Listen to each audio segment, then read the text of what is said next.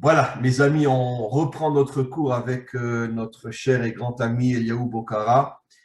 Comme je le dis toujours, comme introduction à un cours qui est de plus en plus apprécié, je reçois énormément de messages de gens qui nous félicitent et qui félicitent Eliaou pour ses interventions extrêmement profondes, extrêmement claires, extrêmement justes. Tu es donc de plus en plus apprécié et j'en suis très très fier. Et on va commencer. On a choisi, en fait, ce n'est pas moi qui ai choisi, c'est Eliaou qui a choisi la Torah 221 dans le premier tome du Likutei Moharam. Je vous avoue très sincèrement, c'est un texte qui, à mon avis, va nous prendre minimum 2 cours, si pas 3. Un texte que je vais lire d'abord, comme j'ai l'habitude de le faire, et puis après, directement, je passe la parole à Eliaou. Un texte qui n'est pas facile, qui va nous obliger à poser des questions, comme vous allez voir, assez dures, parce que au niveau de sa traduction littérale, on va vite se rendre compte que ce texte-là, apparemment, je dis bien, ne correspond pas du tout à la réalité sur le terrain. Pourtant, on n'a aucun doute que Rabbi Nachman, s'il dit ce qu'il dit, c'est forcément la vérité vraie. Mais il va nous falloir, à Eliaou et à moi, énormément d'efforts et beaucoup d'aide d'en haut pour arriver à décrypter ce que Rabbi Nachman cache derrière ces paroles qui, au premier niveau, ne sont pas vraiment compréhensibles. J'attaque le texte. Je dis j'attaque parce qu'on va effectivement l'attaquer. Alors, Rabbi Nachman dit, Aliédé Shenotni Maaser, lorsqu'un homme accomplit l'un des commandements de la Torah, qui est de donner 1/10 de ses revenus. Par exemple, si un homme gagne 2000 euros par mois, donc je parle 2000 euros net, pas brut, c'est-à-dire qu'il ramène à la maison 2000 euros, il a l'obligation, d'après la loi d'Israël, de prélever 200 euros qu'il va distribuer à des gens dans le besoin ou à des associations de Torah. En tous les cas, il va être obligé de prendre 1/10 de son revenu pour faire du bien avec cet argent-là. Alors, qu'est-ce que dit Rabbi Nachman? Lorsque l'homme donne le maaser, le 10e, maaser, c'est-à-dire le 10e de ses revenus, nitzol misonim, il sera protégé par Hachem de tous ses ennemis. Pourquoi? Ki Hachem itbarar mechase oto beyado matzilo. Hachem le cachera avec sa main et le sauvera. Il va falloir expliquer de quelle main s'agit-il. Le bon Dieu a-t-il une main? Il a des pieds. De quoi s'agit-il? Donc Hachem le cachera avec sa main, le cachera de devant ses ennemis et le sauvera. Pourquoi? Il rapporte un verset qui dit Ki a Elohim yevakesh anirdaf. Dieu est toujours du côté de ceux qui sont poursuivis. Ve'afilu tzadik rodef et aracha. Et là, il va dire quelque chose absolument de fou. Même si c'est un juste authentique, qui poursuit un méchant, Hachem se mettra du côté du méchant pour le protéger du juste. Mais Zebechinat, il y a un autre verset qui confirme ce que je dis, dit Rabbi Nachman, ou Betzel yadi kesiticha, je te cache dans l'ombre de ma main. Chez Hachem yitbarach, Hachem, mechase alav, le cache, Betzel yado, avec l'ombre de sa main. Avant, il parlait de la main elle-même, maintenant, il parle de l'ombre de la main.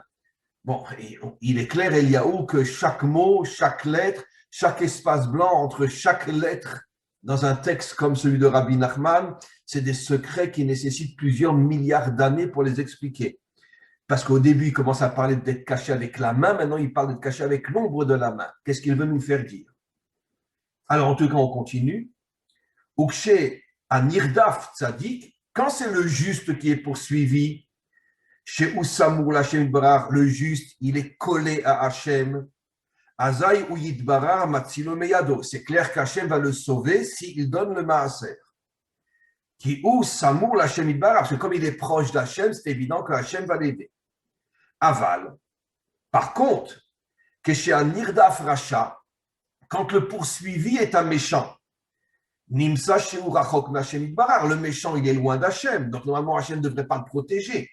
Et malgré tout, dit Rabbi Nachman, Afal Piken, malgré tout, Hachem Yitbarar Matzilo, Hachem le protégera s'il est poursuivi, qui a Elohim Yevakesh et Tanirda, parce que Hachem est toujours du côté de celui qui est poursuivi. On s'arrête là pour l'instant, parce que c'est déjà tellement fou, tellement incompréhensible. Je ne sais pas comment tu vas répondre à la question que je te pose. Tu n'es pas obligé d'y répondre directement, tu peux toi-même faire une introduction, etc. Mais je t'avouerai très sincèrement que je ne comprends rien, mais strictement rien, mais absolument rien à ce texte. Deux questions évidentes. Où on a vu que le fait d'aider les autres, ça sauve un homme de ses ennemis. Excuse-moi, maître du monde, mais je ne sais pas ce que tu as fait avec les 9 millions de juifs qui sont morts à Auschwitz et dans tous les autres camps. C'est sûr que la grande majorité donnait le maaser avant d'arriver dans les camps de concentration, puisque la grande majorité étaient des religieux qui donnaient le maaser. Je ne vois pas en quoi tu les as protégés. Et pourtant, c'était des tzadikim, des justes qui étaient poursuivis par des saloperies qu'on appelle les nazis. Excusez-moi d'être grossier, mais je ne peux pas dire autrement. Et donc, tu ne les as pas protégés, tu ne les as pas sauvés. Et deuxième question, qui est à mon avis aussi forte, si pas plus que la deuxième, c'est comment Hachem protégerait un méchant qui est poursuivi par un juste. Si le juste poursuit un méchant, c'est que le méchant a fait du mal. Le méchant a pris Halimi, Madame Halimi, il l'a jeté par la fenêtre. Après, il y a toutes les crapules de la justice française qui le protègent et qui disent non, non, il n'a rien fait, mais c'était qu'une sale juive, après tout, qu'elle crève. Et puis, les justes essayent de se révolter pour rendre justice. Et toi, tu vas protéger le bonhomme qui a jeté Halimi par la fenêtre. C'est ce que tu me dis, Rabbi Nachman. Bref, Eliaou, sauve-nous, parce que je ne comprends rien à ce texte. Je te laisse la parole. Alors, bon, je vais essayer en tout cas de répondre à mon niveau. Essayer d'introduire aussi le Maaser. De ce que je comprends du Maaser et de ce que je comprends de pas mal de choses, c'est que Hachem, sur les 100 euros ou dollars qu'on va faire, va prendre 10%. C'est-à-dire on va prélever pour Hachem 10%. On le voit aussi sur la semaine. Il y a un jour par semaine qui est consacré à Hachem. C'est-à-dire sur 7 jours, il y a un jour qu'on va donner à Hachem, qui est le jour du Shabbat. Pour la Shemitah, c'est pareil. Sur 7 années, il y a une année qu'on va offrir à Hachem. Et ça me donne, en tout cas, ça me donne une réponse sur pas mal de cours qu'on a eu avant, c'est que l'homme a quand même 90% ou 6 jours par semaine ou 6 ans un travail à faire. Et il y a un jour ou 10% qui revient à Hachem et qui va amener la protection d'Hachem et la manifestation d'Hachem dans ce monde. Donc la majorité du travail reste quand même à l'homme. Il ne peut pas se reposer à 100% sur Hachem. Il doit aussi faire, lui, sa ishtaldout, son travail, pour pouvoir recevoir le Shabbat, pour pouvoir recevoir la bénédiction du Maaser. Fais-moi plaisir, redis encore plus clairement ce que tu viens de dire, parce que c'est tellement fort, c'est tellement authentique. Tu viens encore une fois de prouver, je voudrais que tu insistes plus, que finalement dans la relation entre Dieu et l'homme, Dieu demande beaucoup plus à l'homme qu'il demande de recevoir lui-même. C'est ce que tu viens de dire. Travaille 7 jours et consacre-moi un seul jour. Prends 90% de ton salaire, donne-moi que 10%. De là, on voit finalement que l'homme a été créé pour être plus encore dans l'action et surtout pas s'en remettre à Hachem. Exactement, c'est le contraire des religions. C'est pour ça que cette notion-là du Maaser, je pense qu'elle est importante. C'est-à-dire, tu investis tout, tu travailles, tu donnes de tout, mais il faut quand même que tu sois capable de donner 10%, chose qui n'est pas aisée pour tout le monde. De se dire, je donne 10% de ce que moi j'ai travaillé, enfin de ce qu'il croit que c'est vraiment lui, de ce que moi je travaille, et je donne 10%. Donc, ce n'est pas évident, déjà, de donner ces 10% pour un homme normal, entre guillemets. Donc, on voit bien, comme vous l'avez bien appuyé, c'est que l'homme a une énorme part de responsabilité dans le monde de l'action, donc dans le monde d'Assia, qu'on appelle Assia, c'est le monde de l'action. C'est-à-dire que l'homme a pratiquement 90% des responsabilités dans ce monde. Donc, il peut en aucun cas, à chaque fois, se tourner vers le Créateur et dire « Hachem, agis à ma place ».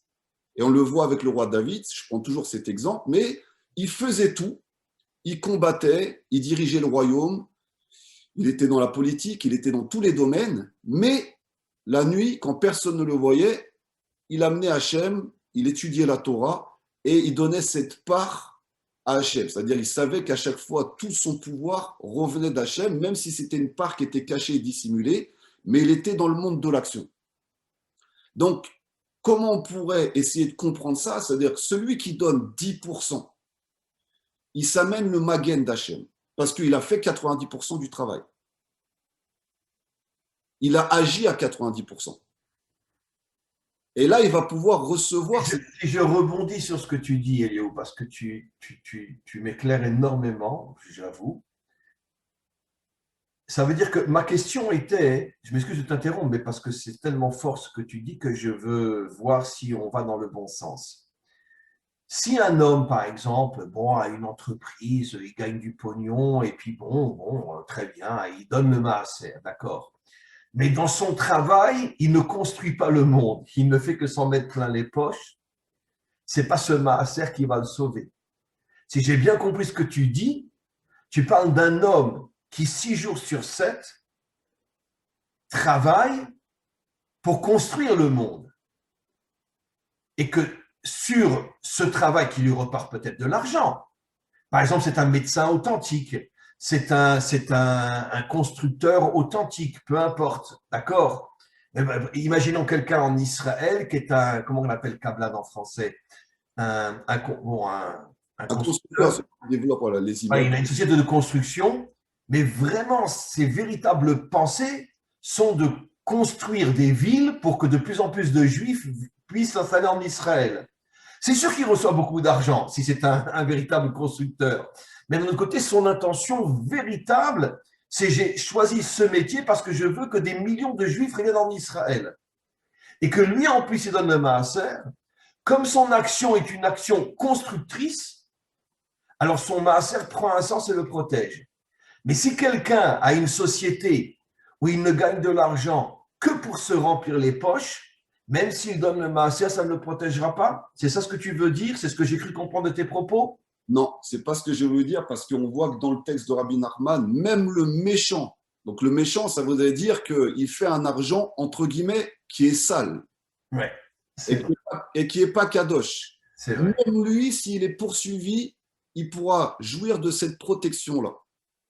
Parce qu'il a quand même, malgré tout le mal qu'il a fait une forme de petite teshuva, où il sait quand même que malgré qu'il ait pris son argent d'une racine qui est négative, il honore quand même le créateur avec 10%. Donc il y a quand même une protection, même pour lui. Et c'est un gros problème, Eliaou. Je m'excuse, je te dis, on a touché un texte qui est un champ de mine. Hein. Il y a une loi explicite qui dit que si quelqu'un il a une entreprise de vol, ça veut dire pas dit vol dans le sens, mais enfin, bon, comme toutes les entreprises financières d'aujourd'hui, quoi, comment on appelle ça, des roulards et des roulards, on dit, bon, je perds mon français, peu importe. Des escrocs. Des gens, comment? Des escrocs, par exemple. Des escrocs, voilà, des escrocs, etc.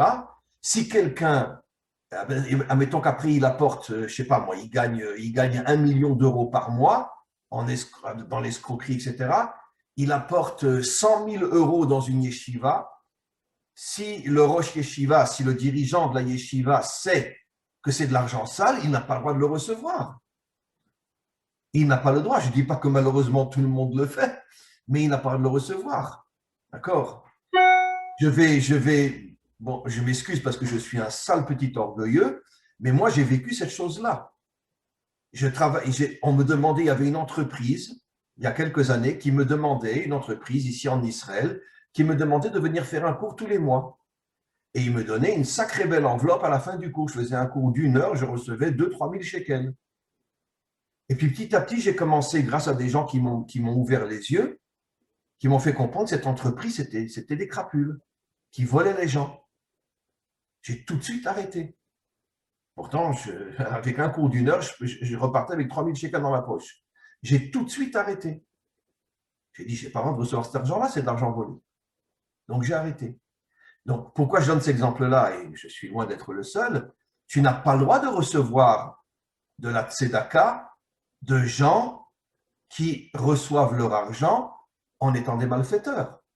Donc, si ce rachat-là gagne son argent en volant, son maaser ne vaut rien. Donc, peut-être que Rabbi Nachman ici parle d'un homme méchant dans d'autres domaines, peut-être c'est un débauché, peut-être c'est ci, peut-être c'est ça, mais peut-être sur le plan purement professionnel, alors là je serais d'accord avec toi qu'il ne travaille pas pour construire le monde, il travaille pour s'en mettre les poches, pour s'en mettre dans les poches, mais son travail est un travail honnête. Il ne vole personne, bien que son but est uniquement de s'en mettre dans les poches. Pourquoi on appelle qu'il est rachat? Je ne suis pas sûr que je dis pas sûr que je dis juste parce que Rabbi Nachman ne nous explique pas suffisamment. C'est à nous de comprendre. Il est rachat parce que bon, il trompe sa femme, il va à droite, à gauche, etc. Il écrase tout le monde, mais son argent est propre. Est-ce que tu penses que c'est dans ce sens-là qu'il faut aller? J'aimerais juste revenir au début du texte. Il dit, celui qui donne le maaser se voit préservé de ses ennemis. Oui. Donc, c'est comme si le fait de donner ce maaser, on sait que les ennemis d'ici sont des ennemis en haut, qui se manifestent par des ennemis ici.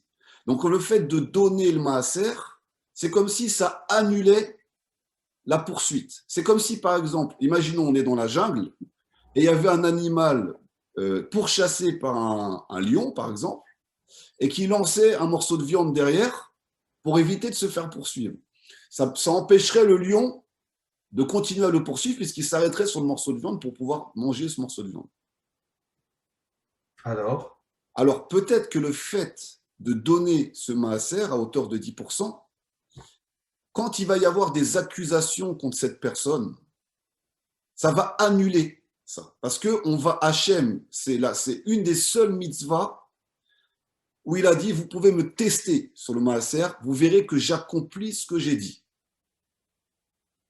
Je vous donnais 10%, vous pourrez me tester, j'accomplirai ce que j'ai dit. Donc ça va. Mais Eliaou, je m'excuse de t'interrompre, mais je te dis, on est rentré dans un champ de mine. Hein. Bien sûr. Il va falloir beaucoup d'aide d'en haut pour qu'on arrive à décrypter ce que dit Rabbi Nachman. Et les pogroms, et l'Inquisition, et les croisades, ces millions de juifs brûlés dans leur synagogue pendant les croisades, ils ne donnaient pas le maaser. À cette époque-là, ils étaient tous très, très, très croyants à l'époque des croisades. Ils donnaient tous le maaser. Hommes, femmes, enfants, nourrissons, enfermés dans des synagogues par les croisés et brûlés vivants. Ils donnaient le maaser. Hachem ne les a pas protégés. Alors, je ne peux pas savoir qu'est-ce qui se passait à l'époque, comment ils donnaient le maaser, s'ils ne donnaient pas. Et je ne pense pas que le fait de ne pas avoir donné ou donné, c'est ce qui a fait la Shoah. Ça nous dépasse. Maintenant, ce qu'on peut voir quand même par rapport au premier exil de la terre d'Israël, on a été exilé en partie parce que justement, on ne respectait pas la Shemitah. On ne respectait plus le repos de la terre. Donc, c'est une forme de maaser parce que on est d'accord que peu importe. Non, même sur le maaser, il est dit dans le prophète Malachi que même le maaser, il ne donnait pas. Donc voilà, donc on n'était plus protégé de nos ennemis. C'est ça qui a aussi cassé la muraille.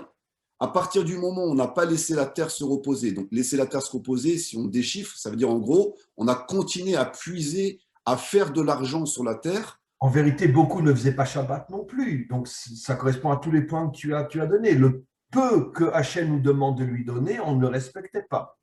C'est une allusion que j'ai entendue, je ne sais plus dans quel livre, qui expliquait que le Shabbat est un bouclier. C'est-à-dire, à partir du moment où tu rentres dans le Shabbat, donc le maaser de la semaine, c'est le Shabbat, à partir du moment où tu rentres dans le Shabbat, toutes les flèches qui doivent t'atteindre, elles continuent à y aller. Mais toi, tu es derrière un bouclier, donc elles ne t'atteignent pas. Donc le maaser, c'est une notion, à mon avis, beaucoup plus élevée. C'est-à-dire que dans les 90% de ton action, tu as aussi le Magen Avraham qui vient te protéger, c'est-à-dire que tu as aussi la main d'Hachem, donc parce qu'il parle de la main d'Hachem et de l'ombre de la main d'Hachem. Très long, on peut avoir la différence entre les deux. Voilà, donc c'est des notions qui sont très élevées et qui permettent peut-être à Hachem de bloquer les anges accusateurs d'en haut et les accusateurs d'en bas, et qui nous permet d'avoir ce bouclier qui va éviter justement de recevoir ces flèches empoisonnées ou ces attaques de tous les côtés. Tu sais à quoi je pense, Eliaou? Regarde, peut-être que ici Rabbi Nachman cache le secret dans le mot maaser lui-même. Le mot maaser vient du mot 10, esser, 10%. Mais ça correspond aussi à la 10e sphira qui est la royauté, qui est la malchoute. Peut-être que Rabbi Nachman fait allusion au fait que quand un homme donne le maaser et que son intention réelle, même si c'est un rachat, parce que bon, il a des faiblesses dans des tas de domaines, mais malgré tout, il il voudrait que la royauté d'Hachem se dévoile dans le monde, et c'est peut-être pour ça que ce don-là s'appelle Maaser, du chiffre 10. Peut-être que si un homme a vraiment l'intention de vouloir dévoiler Hachem dans ce monde, comme roi de ce monde, peut-être que c'est ça qui le protège. C'est possible. De toute façon, si Rabbi Nachman le dit, c'est qu'il y a une réalité que le poursuiveur et le poursuivi, c'est-à-dire que le poursuivi, Hachem est toujours du côté du poursuivi, si on a bien compris. C'est pour ça qu'on mange que des animaux qui ne sont pas des animaux de proie.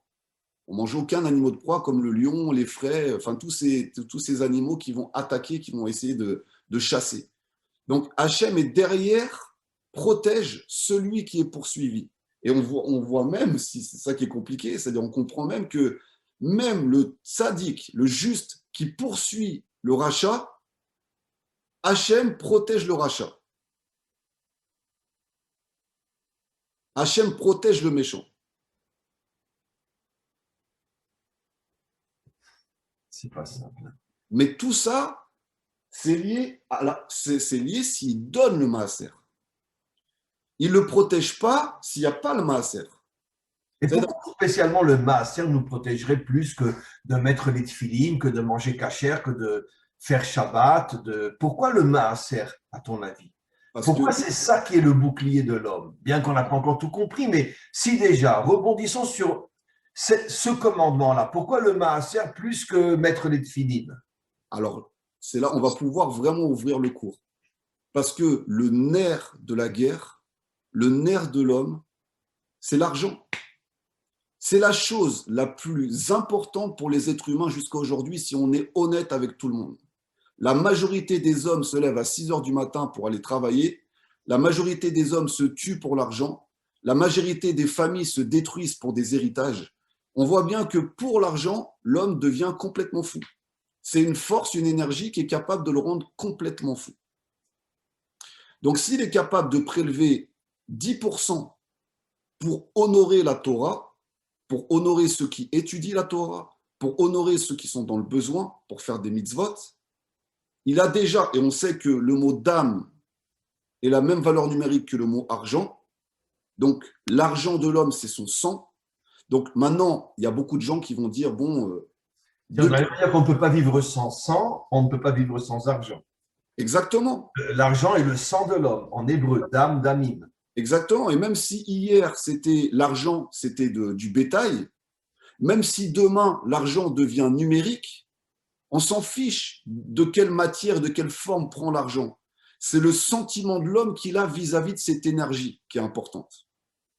Et on a compris que cette énergie-là se traduit par le pouvoir, se traduit par l'action, se traduit par la liberté, se traduit par la construction. C'est-à-dire que cette énergie-là, et comme le dit Rabbi Nachman dans d'autres passages, c'est une des énergies les plus élevées du Créateur. La source énergétique de l'argent est une des énergies les plus élevées qu'on peut avoir. Il dit dans d'autres textes que la racine spirituelle de l'argent est la plus élevée de toutes.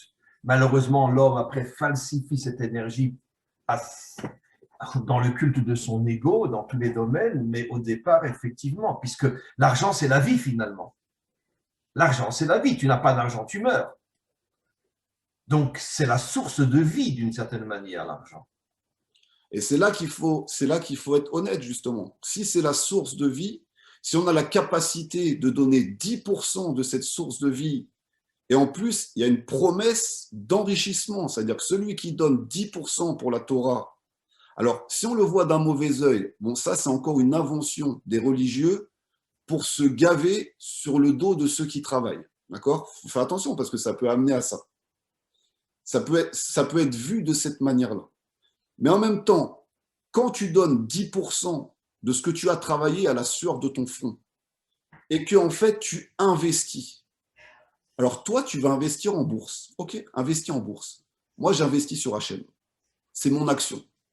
Toi ton action elle est à Wall Street. Moi mon action elle est sur HM. C'est-à-dire que j'investis sur, pour moi, l'action qui est la plus fiable. Et ça, c'est une notion que les êtres humains, peu ont compris. Ils veulent investir sur le Dow Jones, sur le Bitcoin, sur tout ça. Mais vous n'investissez pas sur HM. il y a une parole claire qui est celui qui investit le maaser, il ne manquera jamais de rien. Et il aura une limite à ses désirs. Il ne sera pas tout le temps, parce que l'homme va avoir 100 000, il veut 200 000, il va avoir 1 million, il veut 2 millions. Il n'est jamais satisfait, il veut toujours plus. Pourquoi il est protégé de ses ennemis? Pourquoi? Parce que justement, celui qui s'enrichit, l'argent qu'il a pris Amène plein d'ennemis.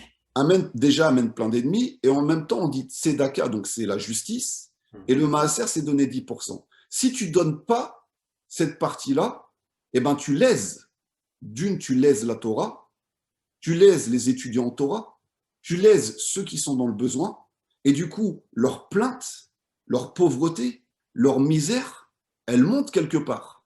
Elle se transforme en accusation sur toi. Voilà, et Elle se dans des ennemis, dans des gens qui sont jaloux, etc. Voilà, elle se manifeste comme ça. Et donc, tu te protèges du mauvais œil, entre guillemets. Tu te C'est-à-dire qu'ici, Rabbi Nachman, quand il parle d'ennemis, tu vois, on commence malgré tout à décrypter. Quand il parle d'ennemis finalement qui sont causés par la jalousie de la réussite de l'autre, quoi. La jalousie. Et le dernier commandement, l'otachmod, ne convoite pas celui qui a plus que toi, quoi. Ça veut dire, on parle de ce genre d'ennemi. Donc, donc, si tu as une réussite dans la vie, pour te protéger du mauvais œil, on va dire, il faut que tu te crées un bouclier, et ce bouclier, c'est le maaser. Exactement. C'est exactement ça. C'est exactement ça. C'est une des raisons. Je pense qu'il y en a d'autres, mais c'est une des raisons principales qui va te protéger d'eux. Maintenant, on sait que le maaser, c'est aussi, de ce que j'ai entendu, la part du nachash. C'est ce qui va, en fait, c'est comme si on enlevait la orla de l'argent. On enlève la partie, la touma de l'argent, et aussi, en fait, ça va contrer le nachash. Donc, de ces 10%, les 90% qui restent la bénédiction. C'est-à-dire, si on ne retire pas ces 10%, si on ne retire pas la orla, si on ne fait pas la circoncision, entre guillemets, de l'argent. Ah, tu dirais que le maaser, c'est comme la circoncision. Exactement. C'est comme la circoncision. C'est-à-dire que si… C'est très fort ce que tu dis, parce que tu sais que, bon, pas tout le monde a l'habitude, mais il y a une coutume qui fait qu'une fois qu'on a fait la circoncision, on prend le prépuce, et s'il y a un jardin ou un morceau de terre à côté, on va et on l'enterre. Et il y a une phrase qu'on dit que ce soit pour le serpent. Exactement. Le serpent qui est à terre, quoi. Ça veut dire qu'on enlève le mauvais côté et on le donne au serpent. Exactement. Et là, on ne le donne pas au serpent, on le donne à des gens qui sont dans le besoin. Mais d'une certaine manière, en donnant à ceux qui sont dans le besoin, c'est comme si tu tues le serpent, quoi, finalement. Exactement. On lui donne la poussière. C'est-à-dire que… Le serpent ne peut s'accrocher à toi que si tu gardes tout ton bénéfice pour toi. Et les forces des ta'avot du désir peuvent s'accrocher à toi si tu n'es pas circoncis. On l'a vu la dernière fois dans les cours qu'on a fait. C'est la non-circoncision nous plonge dans tous les désirs de ce monde. Et on tombe complètement là-dedans. Le fait de retirer 10% de l'argent, de retirer la orla, de retirer le Shabbat de la semaine, amène la bénédiction dans tous les jours de la semaine, amène la bénédiction dans ta façon d'être dans ton couple et dans ta vie. C'est marqué clairement que le Shabbat est la source de la bénédiction de la semaine. De la semaine. Et donc, le maaser est la source de bénédiction de toute ton abondance. Donc, tu viens de dire quelque chose de très intéressant, c'est-à-dire le modèle fondamental, c'est la circoncision. Se séparer de quelque chose, la première mitzvah qu'un juif fait dans sa vie, c'est la circoncision. Bon, il est inconscient, il a 8 jours.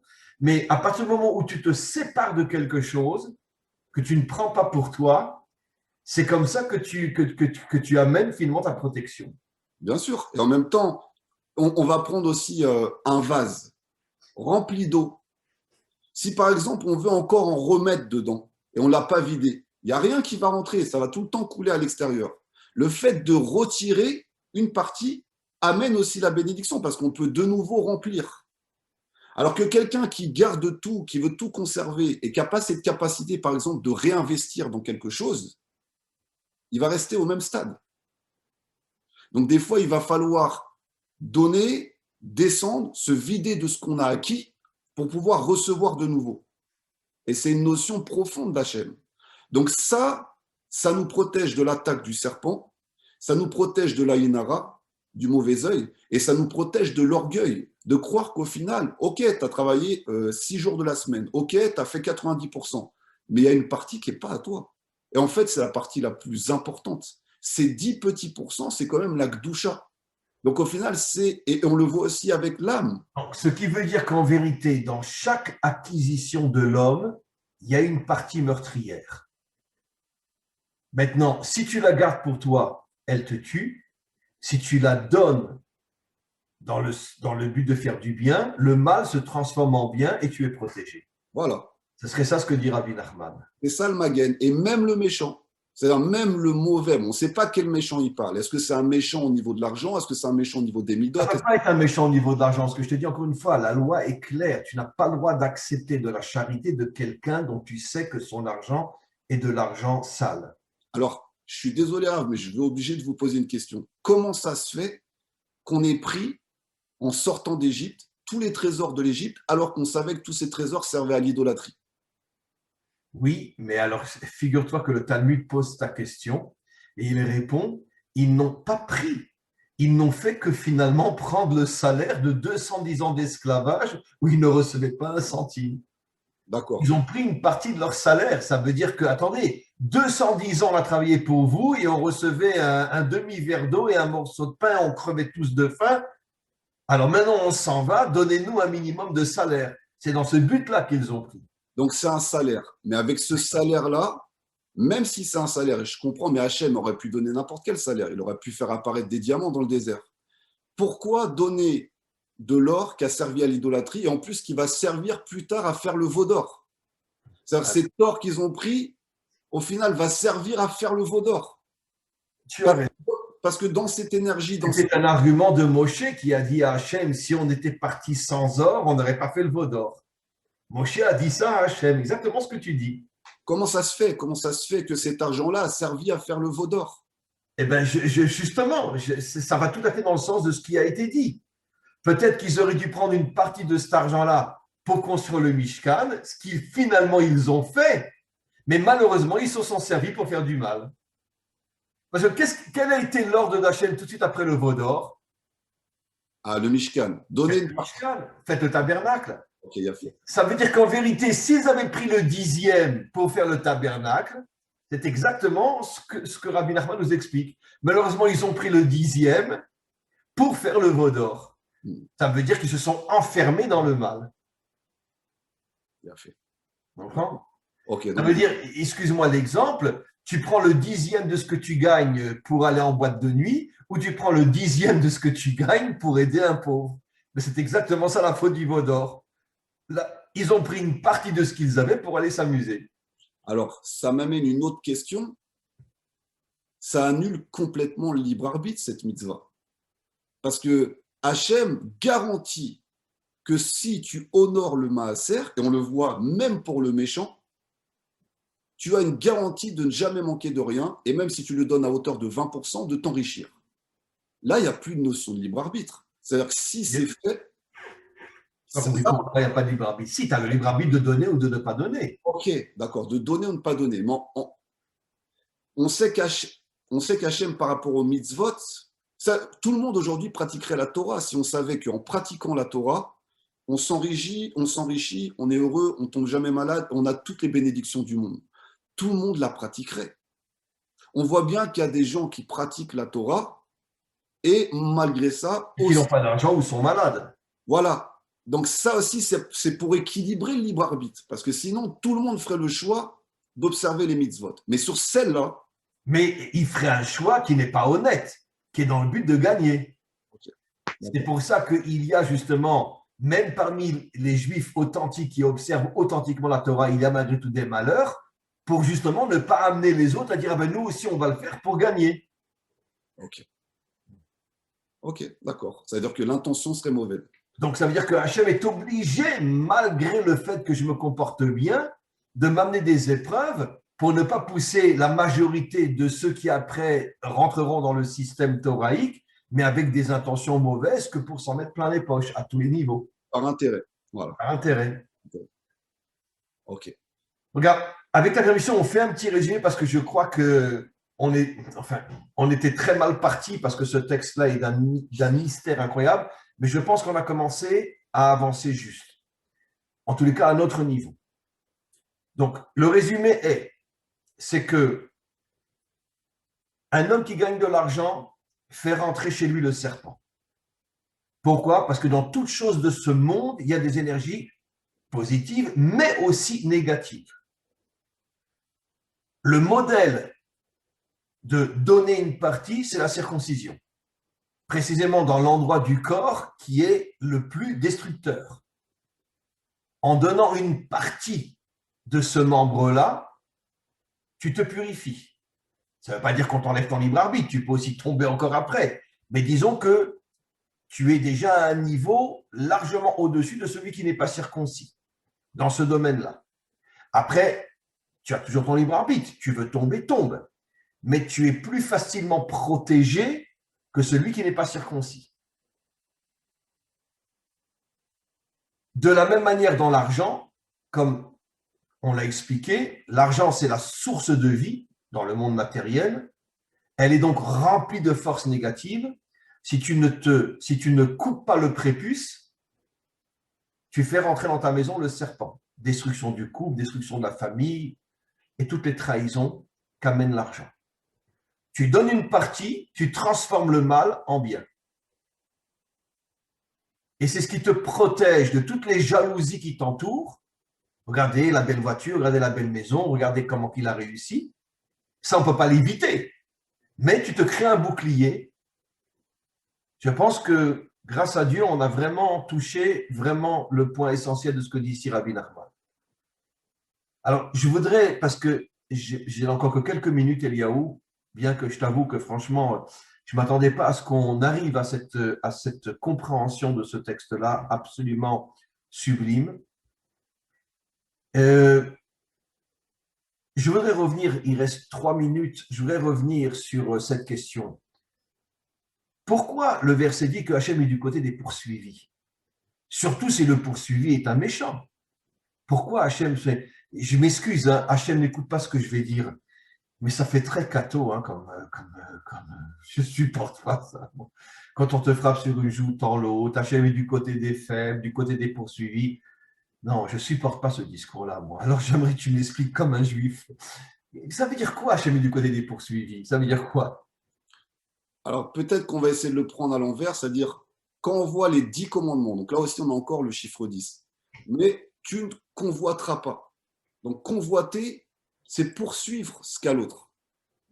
Tu ne prendras pas sa femme, ses biens, son argent, sa vie. Pour moi, ça, c'est quelqu'un qui poursuit. C'est-à-dire, au lieu de poursuivre sa quête intérieure, c'est-à-dire son essence, Il poursuit les autres. il poursuit ce qu'a les autres. Donc Hachem, D'ailleurs, Elio, excuse-moi de t'interrompre, c'est le 10e commandement, du haut vers le bas, mais c'est incroyable, c'est ce qui correspond au Maaser. Ben oui, c'est exactement ça. Ne convoite pas, ne sois pas jaloux, ne sois pas l'ennemi de celui qui réussit mieux que toi. Et celui que tu poursuis pour se protéger, il donne un maaser. On ne se rend même pas compte que c'est exactement ça. C'est le commandement qui correspond au maaser. Tu es poursuivi par des jaloux, protège-toi, donne un maaser. et c'est toute la source de l'antisémitisme. C'est la source aussi de l'antisémitisme. Parce qu'il y a beaucoup d'antisémites. Bon, ils ont une haine d'Israël, du peuple juif, mais qui vient souvent de la jalousie de la réussite du peuple juif. Soit de la réussite financière, soit de la réussite dans tous les domaines, ou soit de la réussite d'avoir reçu la Torah. Et c'est une des raisons profondes de l'antisémitisme. Et en poursuivant Israël, ils ne se rendent pas compte qu'ils sont en train de tout lui donner.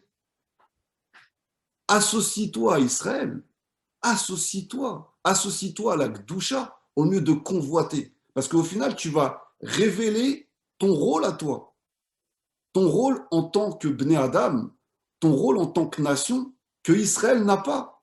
Et nous aussi, on pourrait être jaloux des nations. Et la preuve, Israël aussi peut être jaloux des nations. L'assimilation, c'est une forme de j'ai envie d'être comme eux. Exactement. C'est ça l'assimilation. Nous, on appelle ça l'assimilation, mais en vérité, c'est de la convoitise. Pourquoi je ne serais pas comme eux? Voilà. Ça va Voilà. dans les deux sens. En gros, tu n'es pas content de ton sort, tu Mhm. deviens un poursuiveur. Tu poursuis quelque chose qui n'est pas pour toi. Alors que je t'ai tout donné. Donc Hachem, il a horreur de ça. Je t'ai donné un rôle, je t'ai donné une fonction, je t'ai donné un potentiel, je t'ai donné la possibilité de cultiver un jardin magnifique. Pourquoi tu regardes le jardin à côté? D'une, tu perds ton temps et à cause de toi, tu retardes la construction du monde. Donc, donne une partie de ce que tu as fait, ça va te protéger déjà d'une du regard de l'autre et de devenir en fait un poursuivi. Parce que du coup, dès qu'ils vont vouloir te poursuivre, je vais Donc, créer des je pièges. précise, donc, d'après ce qu'on explique, parce qu'on est en train de donner des explications derrière tous ces mystères dont parle Rabbi Nachman. Ça veut dire que quand Hachem dit je suis du côté du poursuivi, c'est-à-dire je suis du côté de celui qui est convoité et jalousé. C'est pas le poursuivi stable. Même un rachat, s'il est convoité pour sa réussite, Hachem le protégera. Pourquoi? Parce que si son argent est propre, même si dans d'autres domaines il n'est pas bien, mais si son argent est propre et qu'il donne le maaser, automatiquement Hachem le protège de la convoitise. Et c'est exactement ça. Et le roi David, il dit justement, il y a un psaume qui dit clairement, excuse-moi Hachem d'avoir porté envie aux insensés. C'est-à-dire que même David, des fois, il a convoité les méchants. Parce qu'il voit que leur voie est lisse, qu'apparemment ils réussissent tout. Et pourtant, David, c'est un sadique, c'est injuste. Donc, même le juste peut se dire des fois, c'est vrai que quand le mal et les gens mauvais s'enrichissent, il peut envier cette réussite. Bien sûr, bah, c'est le cas de la majorité des hommes. Hein. Et dans un cas comme ça, si le juste poursuit justement la recherche des honneurs, poursuit l'abondance, poursuit cette richesse que Donc lui on parlerait ici pas d'un juste qui poursuit le méchant pour rendre justice, mais ça serait plutôt une convoitise. convoitise. Je pense que la poursuite, c'est la poursuite, la recherche des honneurs, la recherche de l'argent, la recherche du pouvoir. C'est ça la poursuite. Poursuivre quelque chose que tu n'as pas, un manque qui est en toi et que tu veux chez l'autre. Bravo. Écoute, Eliaou, je suis obligé d'arrêter malheureusement, mais j'avoue que je te dis sincèrement, quand j'ai survolé ce texte avant qu'on le commence, je me suis dit, on n'y arrivera jamais. Quand on a commencé, je me suis dit, on n'y arrivera jamais. Et je dis merci à Hachem et merci à nous deux d'avoir été capables de décrypter ce texte tellement difficile. Et, et on le continue, si Dieu veut, la semaine prochaine. Et je pense que ça va nous prendre au moins 3 cours minimum pour le terminer.